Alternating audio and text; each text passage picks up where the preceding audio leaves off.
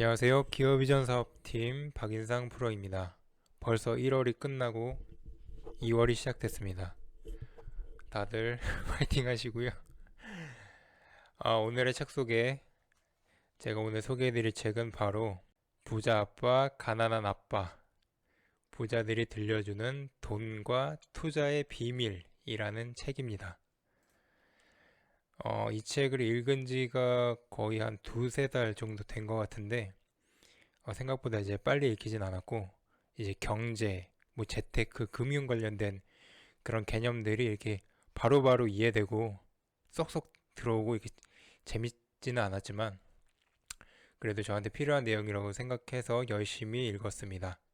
그리고 이 책을 읽게 된 계기는 예전에 이제 뭐 수입, 돈이나 앞으로 내가 어떻게 살아가야 될지, 어떤 큰 그림을 그려야 될지 모르겠다, 뭐 이런 여러 가지 고민을 지인과 이야기를 하다가 지인이 이 책을 추천해 줬습니다.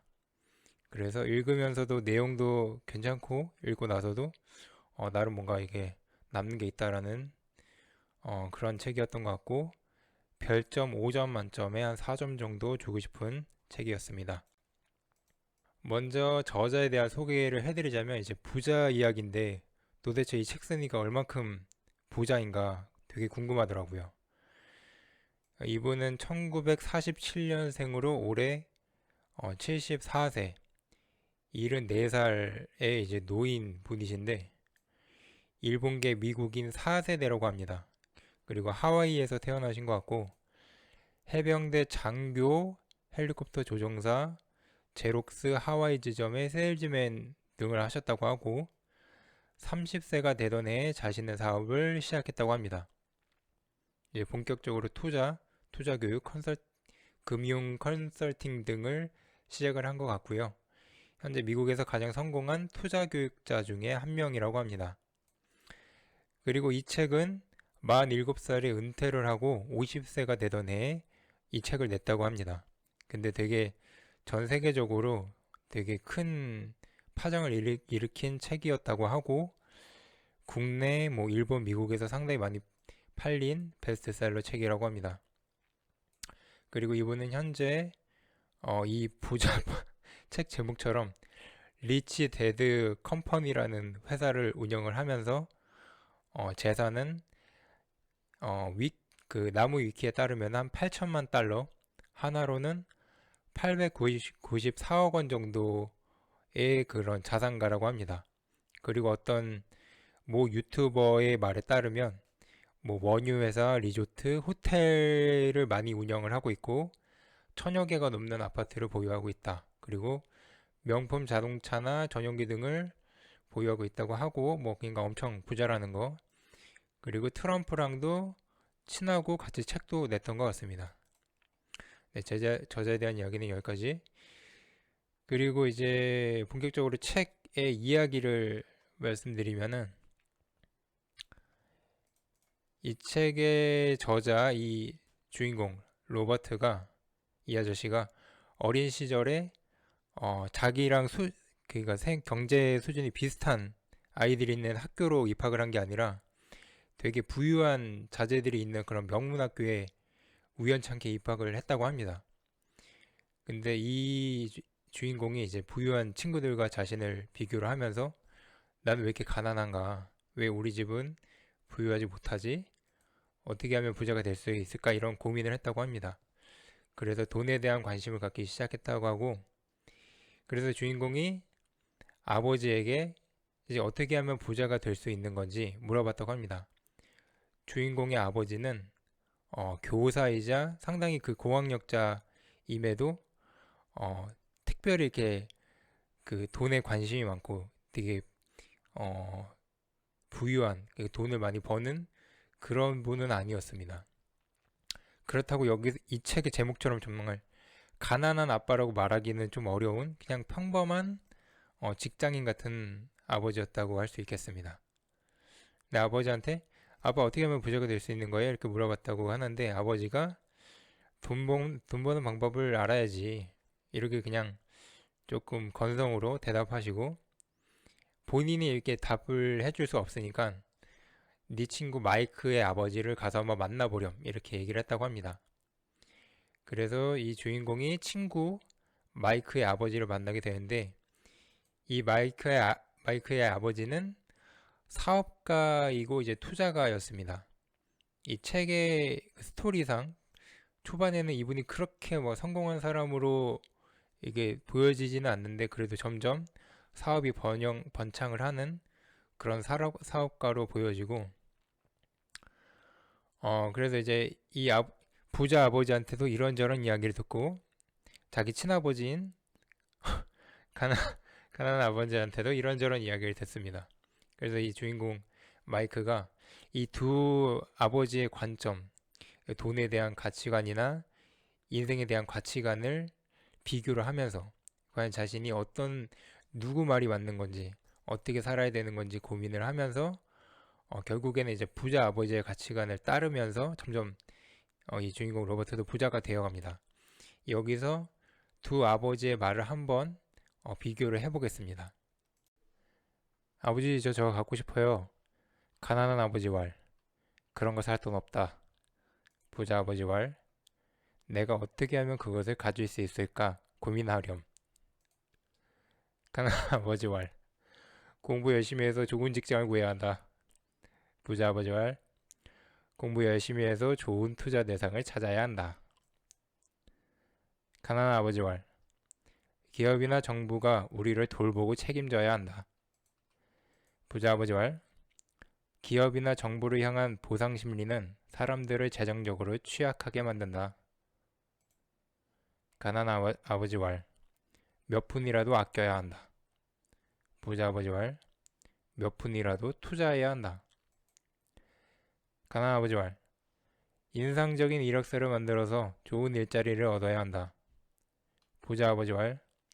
강력한 사업 및 재정 계획을 세워 일자리를 창출하는 법을 배워야 한다. 가난한 아버지 말.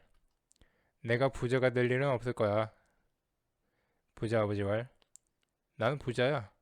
부자는 이런 거 안 하지. 가난한 아버지 말.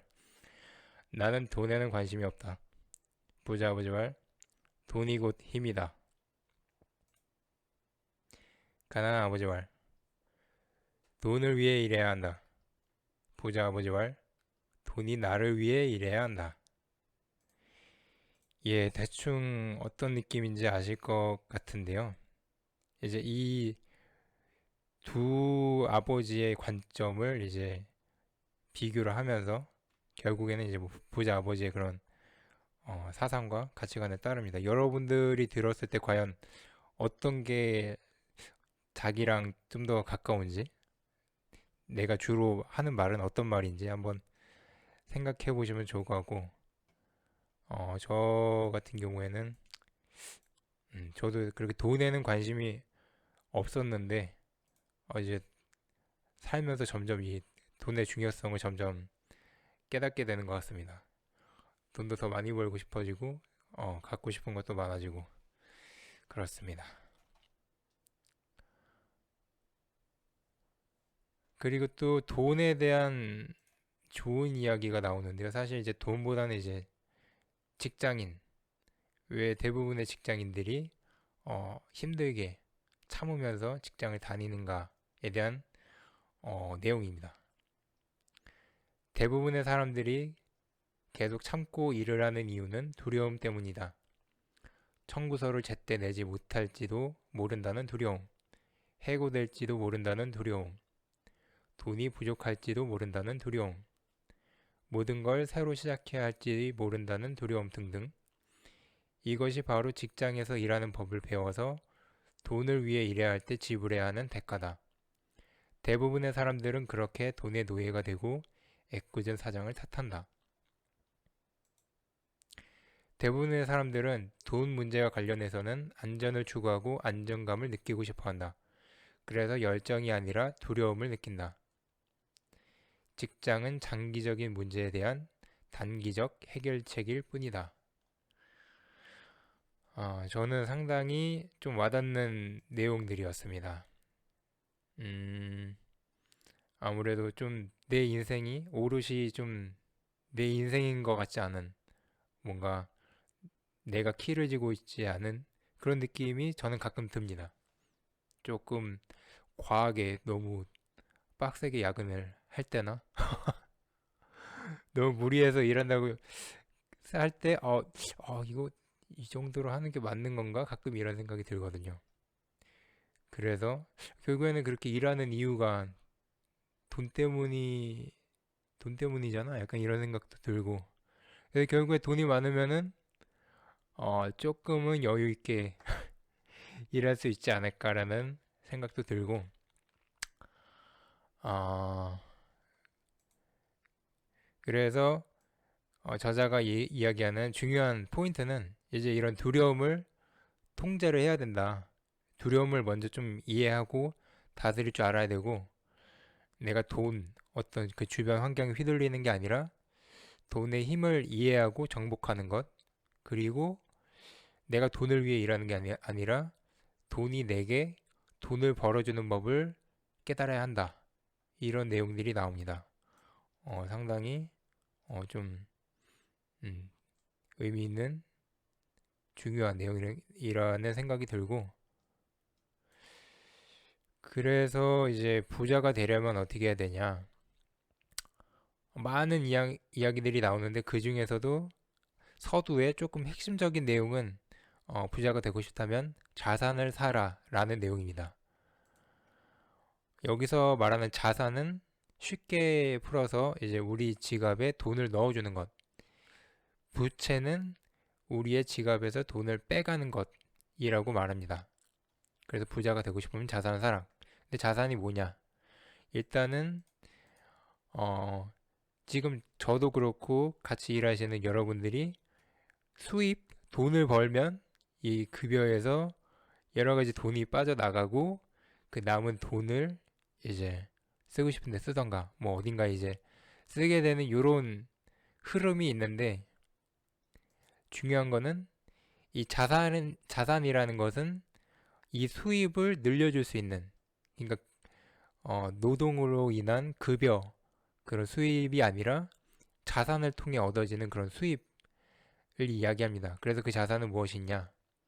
내가 없어도 되는 사업. 소유자는 나지만 관리나 운영은 다른 사람들이 하고 있다. 되게 꿈만 같은 그런 이제 사장님의 어떤 모습이라고 할 수 있겠습니다. 그냥 직원들은 알아서 일하고 경영까지 해주고 돈만 들어오는 그런 환상적인 구조. 첫 번째가 내가 없어도 되는 사업. 그리고 두 번째 주식. 예, 주식. 세 번째 채권.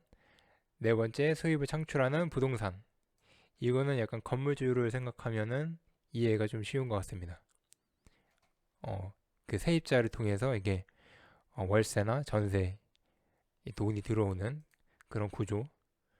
그리고 뭐 어음이나 차용증 이런 거 잘 모르겠습니다. 그리고 음악이나 원고, 특허 등 지적 자산에서 비롯되는 로열티.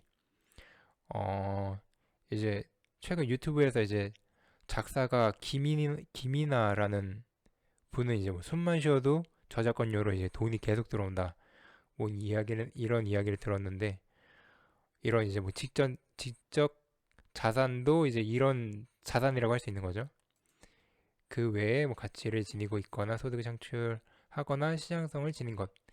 뭐 제가 생각하는 거는 그냥 되게 시간이 오래 묵으면 물수록 더 이제 비싸지는 그런 이제 뭐 명품이라던가 그런 골동품 뭐 이런 것도 어떻게 보면 자산이라고 할 수도 있는 것 같고. 그래서 이런 자산을 늘려야 된다. 쉽게 생각하면은 월급 외에도 들어오는 뭔가가 있어야 된다. 그래서 저는 이 어떤 자산에 되게 필요성을 요즘 상당히 크게 느끼고 있고요. 여러분들도 자산을 많이 모으셔서 다들 부자가 되시고 여유롭게 사셨으면 좋겠습니다. 그러면은 부채는 뭐가 있냐? 주택 융자, 자동차 융자, 신용카드 부채, 학자금 융자. 대부분 이제 그 주택 구입을 물론 이제 사는 목적 외에도 이제 투자 가치를 생각하고 구입을 하잖아요. 근데 그렇게 안 되는 경우도 있다. 그러니까 한 번 주택을 어, 큰 돈을 들이고 대출까지 받아가면서 주택을 구입을 했을 때 내가 갖고 있던 그 목돈을 다른 기회로 뭔가 다른 자산으로 투자를 함으로써 벌어들일 수 있는 그런 기회를 상실하게 된다. 그래서 이 주택 구입, 주택 융자가 이제 주택 이자, 이 대출 이자가 계속 빠져나가는, 그리고 원금을 갚아야 되는 그런 부채 개념으로도 본다고 하더라고요. 그리고 자동차 융자. 사실 요즘 자동차가 너무 갖고 싶은데 이 할부로 사면은 이제 나가게 되는 그 할부와 자동차 그 유지비 등등 자동차로 나가는 지출이 상당히 크기 때문에 돈을 모으기가 어렵다는 거죠.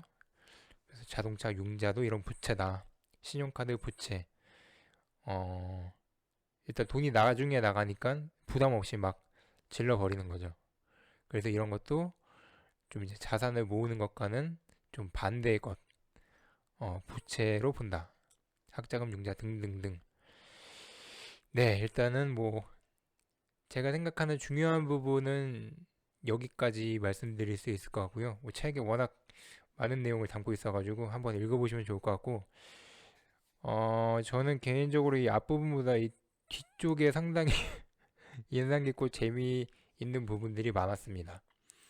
여러분들도 한번 읽어보시길 추천드리고, 혹시라도 읽어보시는 분이 계시다면 나중에 한번 차 한잔 하면서 돈 얘기, 부자 되는 방법 이야기 나눠보면 좋겠습니다. 이상입니다.